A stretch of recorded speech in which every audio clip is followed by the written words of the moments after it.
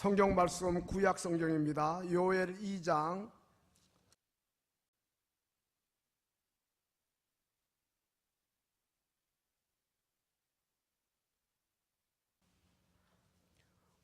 구약 성경 1272쪽 요엘 2장 12절 여호와의 말씀에 너희는 이제라도 금식하고 울며 애통하고 마음을 다하여 내게로 돌아오라 하셨나니 너희는 옷을 찢지 말고 마음을 찢고 너희 하나님 여호와께로 돌아올지어다. 그는 은혜로우시며 자비로우시며 노하기를 더디하시며 인애가 크시사 뜻을 돌이켜 재앙을 내리지 아니하시나니 주께서 혹시 마음과 뜻을 돌이키시고 그 뒤에 복을 내리사 너희 하나님 여호와께 소제와 전제를 드리게 하지 아니하실는지 누가 알겠느냐. 너희는 시온에서 나팔을 불어 거룩한 금식일을 정하고 성회를 소집하라.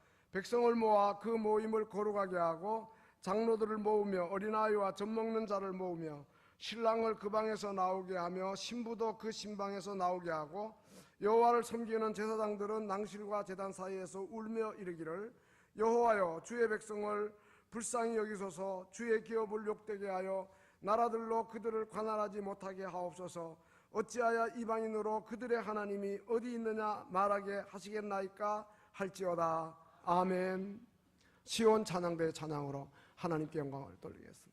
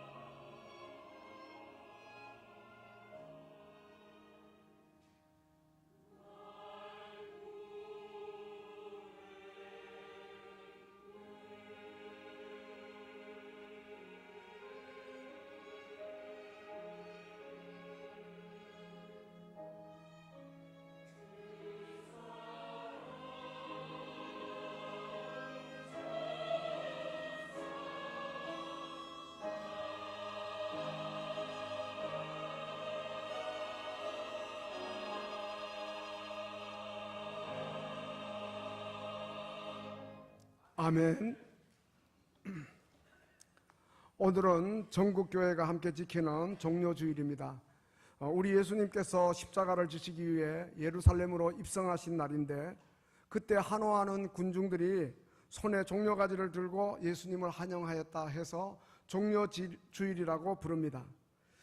그리고 이번 한 주간은 또 고난주간입니다. 왜냐하면 예수님께서 예루살렘으로 입성하실 때 군중들의 환호를 받으면서 마태복음 21장 9절을 보면 호산나 다윗의 자손 예수여, 그러면서 찬송하리로다 주 이름으로 오시는 이여, 가장 높은 곳에서 호산나, 그렇게 환영을 하였습니다마는 며칠 후에 그 군중들이 유대 종교 지도자들의 선동을 받아가지고 로마 총독 빌라도를 향해서 예수를 십자가에 못 박으라고 아우성을 쳤던 것입니다. 그렇게 해서 예수님은 결국 로마 총독 빌라도에 의해서 십자가 처형 언도를 받았고, 그리고 십자가를 지고 골고다 언덕으로 오르셔서 십자가에 강로들과 함께 못 박혀 죽으셨습니다.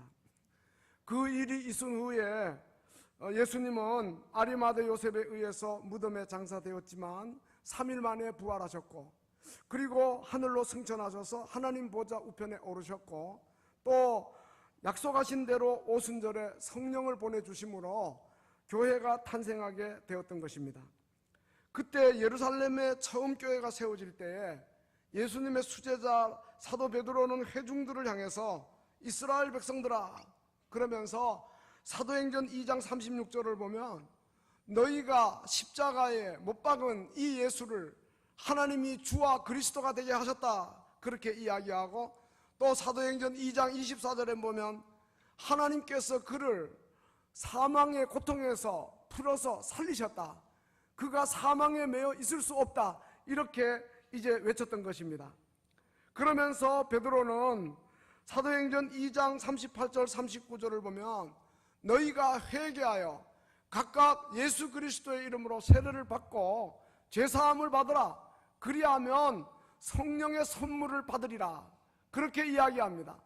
그러면서 이 약속은 너희뿐 아니라 너희 자녀들, 그리고 먼 데 있는 사람, 이방인들을 가리킵니다. 주께서 얼마든지 부르시는 자들에게 이와 같은 은혜를 주시겠다고 이야기하고 있는 것입니다. 베드로가 이렇게 설교할 때에 사도행전 2장 37절을 보면 그 말을 듣는 사람들이 마음에 찔렸다 그랬어요. 그리고 베드로와 다른 사도들에게 형제들아 우리가 어찌할꼬 하며 이제 저들이 회개하고 돌아오는 거예요. 그때 오늘 본문 12절 말씀 아마 외칠 수 있었겠죠. 너희는 이제라도 금식하고 그리고 울며 애통하고 마음을 다해서 내게로 돌아오라. 그리고 너희는 옷을 찢지 말고 마음을 찢으라. 그러면 너희 하나님 여호와께서 은혜롭고 자비롭고 노하기를 더디하고 인애가 크신 분이시니까 뜻을 돌이켜서 재앙을 내리지 않고 복을 내리시지 않겠느냐 하는 이러한 이제 설교를 했을 겁니다. 그리고 베드로 사도는 또한 그렇게 회개하는 자에게 내리실 성령의 은혜를 이야기했는데, 바로 사도행전 2장 17절을 보면 요엘서를 인용해서 자세히 설명합니다. 말세 내가 내 영을 모든 육체에게 부어주겠다. 그러면 너희 자녀들은 예언하고 또 너희 젊은이들은 환상을 보고 너희 늙은이들은 꿈을 꾸리라, 이렇게 외쳤던 겁니다. 그런데 바로 베드로 사도가 이제 설교한 대로 오순절 예루살렘에 모였던 많은 사람들이 그러한 은혜를 누리게 되었던 것입니다. 오늘 우리에게도 베드로가 요엘 선지자의 글을 인용해서 설교할 때 예루살렘 오순절 지키기 위해 모여온 많은 사람들에게 임했던 그러한 은혜, 세례받고 회개하고 성령을 선물로 받았던 그 은혜가 우리 모두에게 있으시기를 주님의 이름으로 축원합니다. 특별히 오늘 종료주일입니다. 성찬식 우리가 참여하게 되고, 그리고 또 내일부터 토요일까지 물론 또 부활절도 이어집니다마는 매일 새벽 5시 반 이 자리에서 전교인 고난주간 특별 새벽기도회를 열고 우리가 은혜를 받게 될 것입니다. 그리고 또 오늘 우리는 종료주의를 맞아 성찬상 앞에 나오게 될 것입니다. 2000년 전 베드로의 설교를 들을 때 있었던 그 동일한 은혜가 우리들에게 간절하게 임하기를 바라면서 이 말씀을 전하고자 하는 것입니다. 오늘 본문 15절 보면은 너희는 시온에서 나팔을 불고 거룩한 금식일을 이제 정하고 그리고 성회로 모이라 이렇게 이야기합니다. 내일 새벽부터 토요일까지 또 부활주일까지 계속 우리가 매일 새벽 5시 반 이 자리에서 모이는 것은 바로 성회를 소집하는 것입니다. 모두들 열심으로 참석하여 함께 기도하셨으면 좋겠어요. 전교인이라 그랬으니까 많은 분들 참석하기를 바라고, 보통 때 못 오시는 분들도 오실 수 있기 바라고, 또 고난주간이니까 멀리서 또 오시고 또 가까이서 오시고 아침 일찍 일어나시려면 힘들죠. 그러나 주님의 고난을 또 몸소 좀 겪으시면서 또 특별 새벽 기도회니까 보통 때 못 오시는 분들이라도 특별히 한 주간은 좀 나오셨으면 하는 것입니다. 오늘 본문 16절 보면 백성을 모아 그 모임을 거룩하게 하라고 하였는데, 여러분, 기도 모임은 정말 세상의 어떤 모임보다 구별된 모임이고 거룩한 모임이고 가장 값진 모임입니다. 그리고 거기에 장로들을 모으라 그랬습니다. 교회 지도자들을 가리키죠. 그러니까 우리 장로님들, 권사님들, 우리 집사님들, 모든 중직자들 다 모으고 어린아이 젖 먹는 자까지 모으라 그러고, 신랑이 그 방에서 나오고 신부가 신방에서 나오라 그랬으니까 신혼 재미에 빠져있는 자들도 다 기도의 자리로 나오라는 거예요. 그러면서 17절에 보면 여호와를 섬기는 제사장들을 비롯해 가지고 다 모여와서 울면서 여호와여 주의 백성을 긍휼히 여겨 주옵소서, 불쌍히 여겨 주옵소서, 그렇게 기도하라고 요엘 선지자가 이야기하고 있습니다. 그렇게 하면 하나님께서 복을 주시겠다는 거예요. 오늘 다 읽지 않았습니다마는 본문 다음에 나오는 복의 내용이 있습니다. 18절에 보면은 이렇게 이야기하고 있습니다.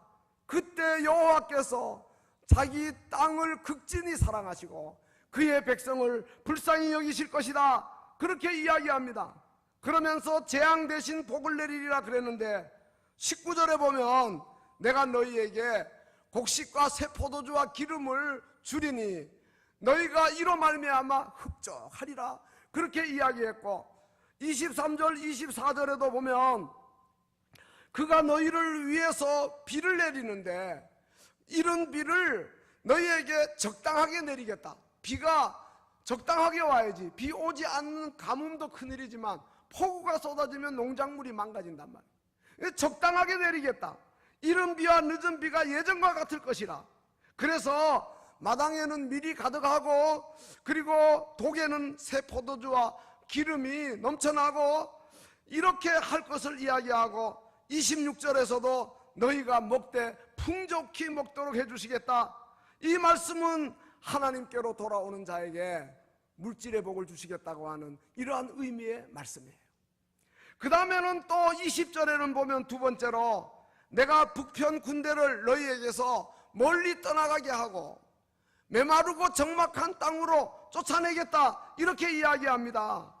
적군을 물리치고 전쟁이 없는 평화의 시대가 도래할 것을 약속하고 있는데 모든 대적을 물리쳐서 그들로 하여금 안전하게 거하게 하시겠다, 이렇게 약속을 하고 있는 것입니다. 물질의 복과 함께 평안의 복을 주시겠다. 그 다음에 세 번째는 더 중요한 것을 28절에 이야기하고 있는데, 그 후에 내가 내 영을 만민에게 부어주리니 성령을 보내주시겠다는 거예요. 너희 자녀들이 장래일을 말하고 너희 늙은이가 꿈을 꾸고 너희 젊은이가 이상을 보고 이와 같이 해주시겠다는 거예요. 회개하고 돌아오는 자에게 하나님께서 그러한 축복을 주시겠다고 말씀하고 있는 것입니다. 여러분, 물론 이 가운데 곡식과 새 포도주의 축복 좋고 전쟁 없는 평화의 축복도 좋지만, 그러나 가장 큰 축복은 만민에게 부어주시겠다고 하는 하나님의 영 성령입니다. 보라 지금은 은혜 받을 만한 때요, 보라 지금은 구원의 날이라고 고린도후서 6장 2절에서 말씀하고 있으니, 사랑하는 성도 여러분, 오늘 종료주일을 맞아 성찬상 앞에 나오시고 내일부터 이어지는 고난주간 특별 새벽기도 성회로 소집되는 자리에 나오셔서 하나님 앞에 간절하고 또 열심으로 또 겸손하게 기도하시면서 우리에게 물질의 복도 주십시오, 그리고 평안의 복도 주십시오, 국가적으로도 주님이 위대한 국방력이 되어 주십시오, 우리가 그렇게 기도해야 되겠어요. 하나님께서 또 우리에게 그런 은혜를 주실 것이고, 그 다음에 우리 모두에게 성령의 은혜를 주시옵소서, 성령을 선물로 받게 해 주시옵소서. 이 약속은 어느 소수 특정한 사람만이 아니고 성별이나 계급이나 인종이나 신분의 차별 없이 모든 민족, 만민, 모든 육체에 성령을 부어주시겠다 했으니 이러한 은혜를 우리가 갈망하자고 하는 거예요. 근데 여기 성령을 부어준다 그랬어요. 이거는 물을 한 방울 한 방울 떨어뜨리는 게 아니고 여름에 소낙비처럼 장마비처럼 흡족하게 내려주는 것을 의미합니다. 빈부 기천 남녀노소 구분 없이 하나님의 영인 성령이 각 사람에게 충만하게 임하는 것을 이야기하는데, 우리 모두가 간절하게 사모하고 기도할 때 성령께서 우리 가운데 임재하시고 충만히 거하실 줄로 믿습니다.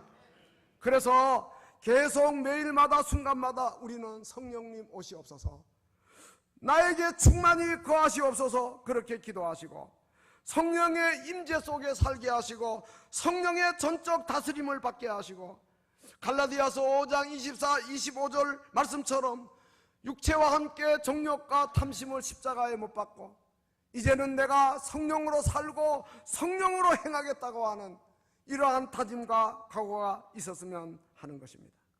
사랑하는 성도 여러분, 우리 모두 성령의 가랑비로 만족하지 마시고 장마비 은혜를 구하시고 영적으로 무지해가지고 그 예수 믿고 단지 육신만 잘 되고 또 이제 평안만 누리기를 바라는 건 아직도 어린아이 같은 신앙인 줄로 아시고, 우리가 성령을 만민에게 물붓듯이 쏟아 부어 주시겠다고 하는 그 주님의 은혜를 더 사모하는 우리 모두가 됐어야겠어요.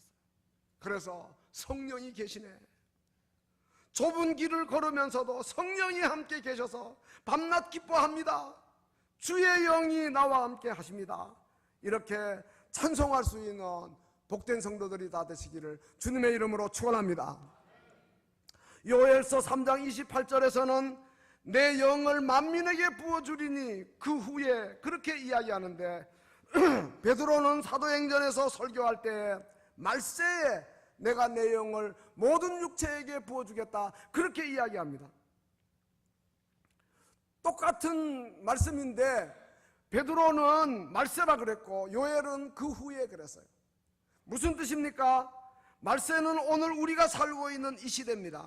제가 지난번에 설교 말씀드린 대로 우주의 종말, 인류의 종말, 세상 끝이 점점 이제 우리에게 다가오는 것을 느끼는데, 바로 이럴 때일수록 하나님의 영인 성령으로 충만한 자가 되어야 하겠다는 겁니다.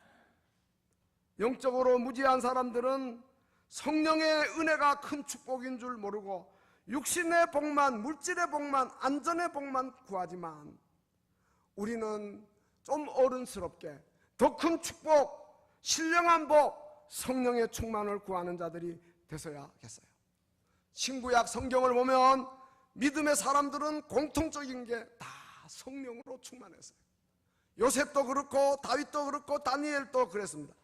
성령 충만한 것은 우리 성도들에게 필수적인 겁니다. 우리가 성령 충만해야 그리스도의 형상을 우리 인격 속에 이루어가고, 우리가 성령 충만해야 죄와 싸워서 이길 수 있는 능력을 얻게 되고, 성령 충만해야 일상생활에서 하나님을 기쁘시게 할 수가 있는 거예요. 성령 충만할 때 다른 사람에게 그리스도를 담대하게 전할 수 있고, 그렇기 때문에 우리가 부단히 성령의 역사와 인도하심을 구하는 자가 되어야 하는 것입니다. 여러분, 지금까지 어떤 복으로 만족해 하셨습니까? 곡식과 새 포도주 풍성한 축복으로 만족하셨습니까? 전쟁 없는 평화 시대가 계속되고 모든 대적을 물리쳐 우리를 안전하게 거하게 하시는 그러한 좋은 환경에 대한 축복으로 만족하셨습니까? 물론 그것도 큰 은혜입니다. 그러나 그보다도 좋은 축복은 요엘 선지자를 통해 하나님께서 약속하신, 만민에게 부어주시마 약속하신 성령의 충만의 축복인 겁니다.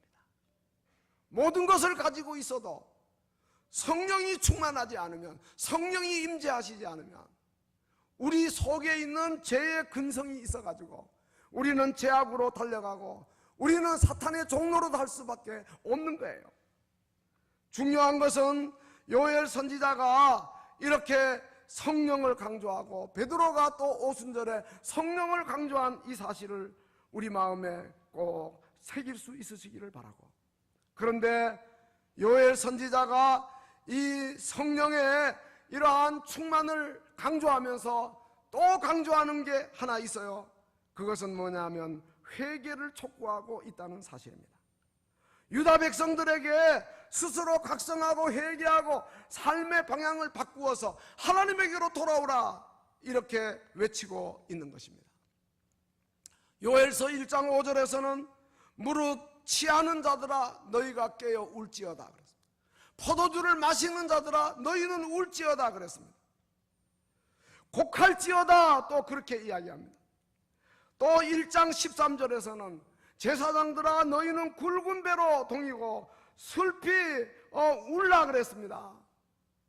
겉으로 볼 때에는 지도층에 있으면 그래도 뭐 경건의 모양이 있기 때문에 대단한 것 같아도 내면적으로 보면 하나님 앞에 부족한 게 너무 많아요. 허물이 너무 많아요. 죄악이 많아요. 그렇기 때문에 제사장들도 유대 종교 지도자들도 굵은 배로 동이고 슬피 울며 나오라. 단에서 수종드는 자들도 너희는 곡할지어다. 그렇게 말씀하고 있는 것입니다.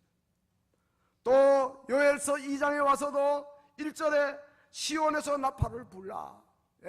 그리고 이제 거룩한 산에서 그 경고의 그러한 소리를 들으라고 이렇게 이제 이야기하고 있습니다. 그리고 호각을 불면서 이 땅 거민으로 떨게 하라. 그렇게 이야기하고 있습니다. 그리고 오늘 본문 12절 13절에 이제라도 금식하고 울며 애통하고 마음을 다하여 내게로 돌아오라. 옷을 찢지 말고 마음을 찢고 너희 하나님 여호와에게로 돌아오라. 그렇게 할 때 여호와께서 자기 땅을 극진히 사랑하시어 그 백성을 긍휼히 여기실 것이다. 이렇게 말씀하고 있는 것을 보게 되는 것입니다. 사랑하는 성도 여러분, 요엘 선지자가 회개를 강조하고 있는데 회개가 뭡니까? 진정한 회개는 죄를 미워하는 겁니다. 그리고 죄를 떨쳐버리는 겁니다. 그리고 삶의 방향을 바꾸는 겁니다. 옷을 찢지 않고 마음을 찢는 겁니다. 죄를 좋아하던 내가 밉단 말이에요. 그래서 마음 아파하는 것을 가리키는 겁니다. 세상에 속한 욕심을 헛된 줄 알고 다 버리고 여호와 하나님께로 겸손하게 돌아오는 것을 가리킵니다. 전부여 의지없어서 손 들고 옵니다. 주 나를 외면하시면 나 어디 가리까. 내 죄를 씻기 원하여 피 흘려 주시니 곧 회개하는 마음으로 주 앞에 옵니다. 오늘 종료주일을 맞아 우리 모두 성찬상 앞에 나올 때 회개하는 마음으로 나오십시다. 너희가 십자가에 못 박은 이 예수, 이렇게 이야기합니다. 우리의 죄가 예수를 십자가에 못 박게 했습니다. 베드로의 설교를 들을 때 사람들이 마음에 찔려서 형제들아 우리가 어찌할꼬 했습니다. 우리의 마음에도 찔림이 있기를 바랍니다. 너희가 회개하여 예수의 이름으로 세례받고 제사함을 받으라 했으니 이런 은혜가 우리에게 있어야 되겠습니다. 이사야 선지자는 이야기합니다. 그가 찔림은 우리의 허물 때문이다. 그가 상함은 우리의 죄악 때문이다. 그가 징계를 받음으로 우리가 평화를 누리고 그가 채찍에 맞음으로 우리가 나음을 받았도다. 우리는 다 양 같아서 그릇 행하여 각기 제 길로 갔는데 여호와께서 우리 모두의 죄악을 그에게 담당시키셨도다. 사랑하는